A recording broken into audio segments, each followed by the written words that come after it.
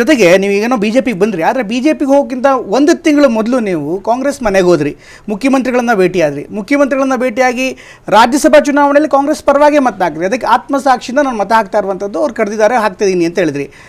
ನೀವು ಒಂದು ತಿಂಗಳಿಂದಷ್ಟೇ ನೀವು ಕಾಂಗ್ರೆಸ್ಗೆ ಹೋಗಿದ್ದೀರಿ, ನೀವು ಆತ್ಮಸಾಕ್ಷಿ ಅಂತ ಅಲ್ಲಿ ಕರೆದ್ರಿ. ಅದಾದ ಬಳಿಕ ಮತ್ತೆ ಬಿಜೆಪಿ ಬಂದಿದ್ದು ಆತ್ಮಸಾಕ್ಷಿನೋ ಆತ್ಮವಂಚನೆಯೋ? ಇಲ್ಲಿ ಆತ್ಮವಂಚನೆ ಅನ್ನೋ ಪ್ರಶ್ನೆನೇ ಬರಲ್ಲ. ಯಾಕೆಂದರೆ ನಾನು ಒಂದು ಇಂಡಿಪೆಂಡೆಂಟ್ ಪಕ್ಷ ನಾನೇ ಕಟ್ಕೊಂಡಿರೋಂಥ ಸಂದರ್ಭದಲ್ಲಿ ನನ್ನ ಯೋಚನೆಗೆ ತಕ್ಕಂಗೆ, ನನ್ನ ಆತ್ಮಸಾಕ್ಷಿಗೆ ತಕ್ಕಂಗೆ ನಾನು ಮತ ಯಾರಿಗೆ ಚಲಾಯಿಸಬೇಕು ಅನ್ನುವಂಥದ್ದು ನನ್ನ ವಿವೇಚನೆಗೆ ಬಿಟ್ಟಿದ್ದು. ಅಲ್ಲಿ ಆತ್ಮವಂಚನೆ ಅನ್ನೋ ಪ್ರಶ್ನೆ ಬರೋದೇ ಇಲ್ಲ. ಹಾಗಾಗಿ ಇವತ್ತು ನಾನು ಅಲ್ಲಿಗೆ ಸಂದರ್ಭ ಹೋಗಿರುವಂಥದ್ದು ಆನೆಗೊಂದಿ ಉತ್ಸವಕ್ಕೆ ಸನ್ಮಾನ್ಯ ಮುಖ್ಯಮಂತ್ರಿಗಳನ್ನು ಮತ್ತು ಡಿ ಕೆ ಶಿವಕುಮಾರ್ ಅವ್ರನ್ನ ಇನ್ವೈಟ್ ಮಾಡಲಿಕ್ಕೆ ನಾನು ಹೋಗಿರುವಂಥ ಸಂದರ್ಭ. ಅದೇ ಸಂದರ್ಭದಲ್ಲಿ ರಾಜ್ಯಸಭಾ ಚುನಾವಣೆ ಕೂಡ ಬಂದಿರೋ ಕಾರಣ ಎಲ್ಲ ಮಾಧ್ಯಮಗಳಲ್ಲೂ ಕೂಡ ಸುದ್ದಿ ಆಯಿತು. ಬಟ್ ಕೇಂದ್ರದಲ್ಲಿ ಮೋದಿ ಬೇಕು ಅಂತ ಹೇಳ್ತೀರಿ, ಅದೇ ಕೇಂದ್ರದ ರಾಜ್ಯಸಭಾ ಚುನಾವಣೆ ಸಂದರ್ಭದಲ್ಲಿ ಕಾಂಗ್ರೆಸ್ಗೆ ವೋಟ್ ಹಾಕ್ತೀರಿ. ಇದು ಒಂದು ಡಬಲ್ ಸ್ಟ್ಯಾಂಡರ್ಡ್ ಆಗಲ್ವಾ? ಆ ಕಡೆ ಮೋದಿ ಅನ್ನುವಂಥವ್ರು, ಹಾಗಾದ್ರೆ ಮೋದಿ ಪರವಾಗಿ ನೀವು ವೋಟ್ ಹಾಕ್ಬೋದಾಗಿತ್ತಲ್ಲ.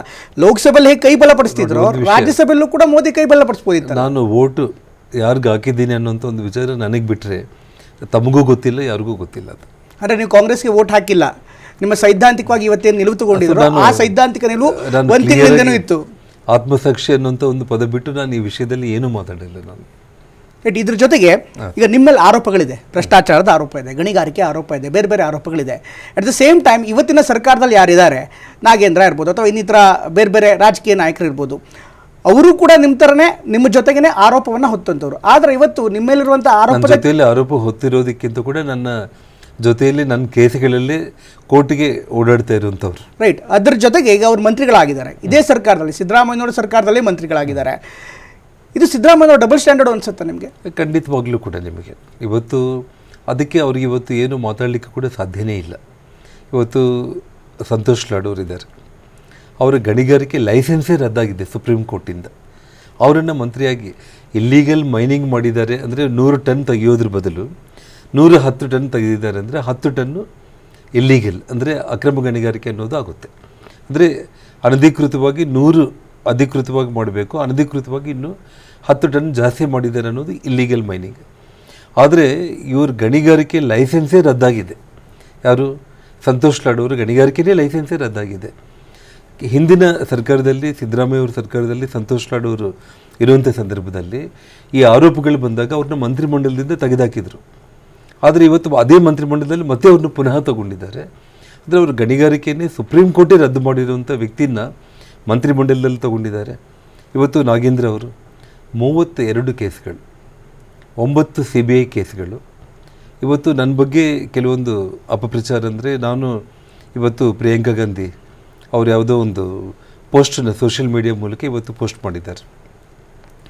9 ಪ್ರಕರಣಗಳು CBI ಮತ್ತು 35,000 ಕೋಟಿ ಇವತ್ತು ಅಕ್ರಮ ಗಣಿಗಾರಿಕೆ ಒಂದು ಅಮೌಂಟ್. ಅದು ಇಂಥವ್ರನ್ನ ರಕ್ಷಣೆ ಮಾಡ್ತಾ ಇದ್ದಾರೆ ಅಂತೇಳಿ ನಾನು ತಮ್ಮ ಮೂಲಕ ರಾಜ್ಯದ ಜನರಿಗೆ ನಾನು ತಿಳಿಯಬಯಸೋದೇನಂತಂದರೆ, ಅವರ UPA ಸರ್ಕಾರ ಇರುವಂಥ ಸಂದರ್ಭದಲ್ಲಿ, ಅವ್ರದ್ದೇ ರಾಜ್ಯ ಸರ್ಕಾರವೂ ಇರುವಂಥ ಸಂದರ್ಭದಲ್ಲಿ 42 ತಿಂಗಳ ಕಾಲ ಒಬ್ಬ ಮನುಷ್ಯನ ಜೀವನದಲ್ಲಿ 42 ತಿಂಗಳ ಕಾಲ ಜೈಲಲ್ಲಿಟ್ಟು, ಇವತ್ತು ಒಬ್ಬ ಮನುಷ್ಯ ತಪ್ಪು ಮಾಡಿದ್ದಾನಂತಂದರೆ ಚಾರ್ಜ್ ಶೀಟಲ್ಲಿ ತಪ್ಪನ್ನು ತೋರಿಸಿ ಇಮಿಡಿಯೇಟಾಗಿ ಕೋರ್ಟ್ ಮೂಲಕ ಶಿಕ್ಷೆಯನ್ನೇ ಹಾಕಿಸ್ಬೋದು, 4 ವರ್ಷ ಸಮಯ ಅಂತಂದರೆ.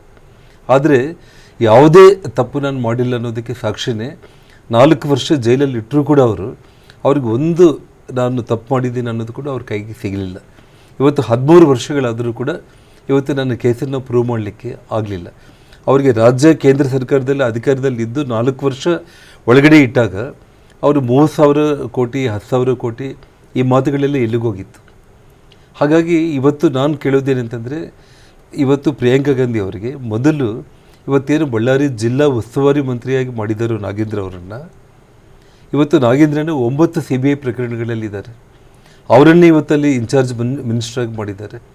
ಇವತ್ತು ನನ್ನ ವಿಚಾರದಲ್ಲಿ ಬಂದಾಗ ಅದೇ UPA ಸರ್ಕಾರ ಈ ಹಿಂದೆ ಸಾಕ್ಷಿಗಳಿಗೆ ತೊಂದರೆ ಮಾಡ್ತಾರೆ ಅಂತೇಳಿ ಬಳ್ಳಾರಿ ಜಿಲ್ಲೆಯಿಂದ ಹೊರಗಡೆ ಇಡಬೇಕು ಅಂತೇಳಿ ಅವ್ರು ಕೇಳಿದರು.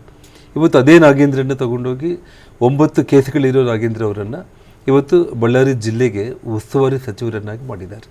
ಇದು ಯಾವ ನ್ಯಾಯ?